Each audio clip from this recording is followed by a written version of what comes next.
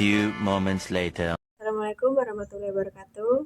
Perkenalkan, nama saya Kamarlina dengan NIM 232.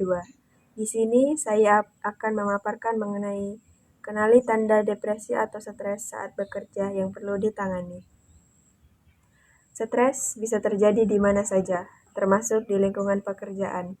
Jika dibiarkan begitu saja, kondisi ini bisa memburuk dan menyebabkan seseorang bisa mengalami kondisi mental yang lebih berat, yaitu depresi. Depresi saat bekerja juga menyebabkan pengidapnya kehilangan minat pada pekerjaan, sehingga sering terlihat tidak memiliki motivasi, salah menerima informasi, serta sering mengambil cuti. Baiklah, di sini saya sudah bersama Ibu Sri dan terima kasih Bu atas waktu yang telah diluangkan. Pertama-tama saya ingin bertanya terlebih dahulu Bu. Apakah Ibu ketika bekerja pernah sering merasa kelelahan atau mudah lupa atau sering tidak fokus? Ya, sering kelelahan. Apakah Ibu tahu bahwa semua itu adalah awal gejala mengalami stres? Nah, baiklah Ibu, di sini saya akan memaparkan apa itu stres, gejala awal mengalami stres, faktor yang mempengaruhi, dan bagaimana cara penanganannya. Ya. Baiklah, pertama-tama saya akan menjelaskan apa itu stres. Stres itu adalah kondisi mental yang dialami oleh seseorang yang diakibatkan oleh tekanan yang muncul dari keinginan memenuhi kebutuhan ataupun kepuasan. Tekanan itu pun bisa berasal dari dalam diri ataupun individu dan dari luar atau eksternal. Dan gejala awal yang dialami itu ada dua, Ibu.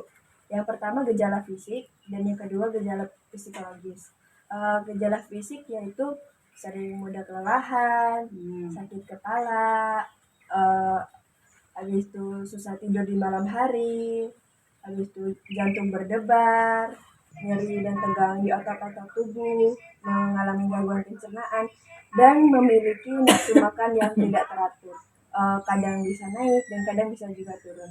Lalu untuk gejala psikologisnya yaitu sering tidak fokus, sering tidak konsentrasi, penurunan produktivitas, mudah cemas, mudah lupa, lalu tidak percaya diri, dan menghindari interaksi dengan lingkungan sekitar.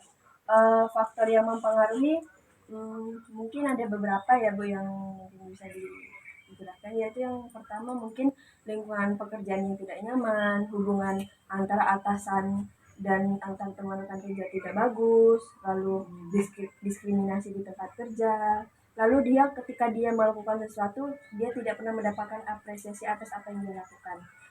Dan untuk penanganannya itu sebenarnya ada bermacam-macam Bu. Lalu untuk stres tahap ringan penanganannya itu yang pertama dia bisa menceritakan keluh kesahnya terhadap orang yang dia percayai untuk menceritakan apa masalah dia atau bagaimana. Lalu yang kedua dia bisa melakukan olahraga. Yang ketiga bisa memakan makanan bergizi. Dan yang keempat dia bisa melakukan aktivitas yang menyenangkan untuk mengalihkan perhatian dari masalah yang dia pikirkan. Lalu yang kelima bisa meditasi untuk merelaksasikan pikiran kita. Lalu untuk stres tahap berat atau tahap yang lumayan berat ini dia harus pergi ke psikolog ataupun ke psikiater Bu, supaya bisa tahu langkah apa yang harus selanjutnya dilakukan.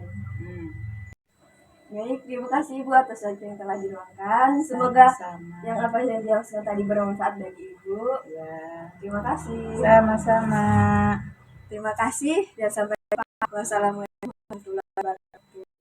Salam.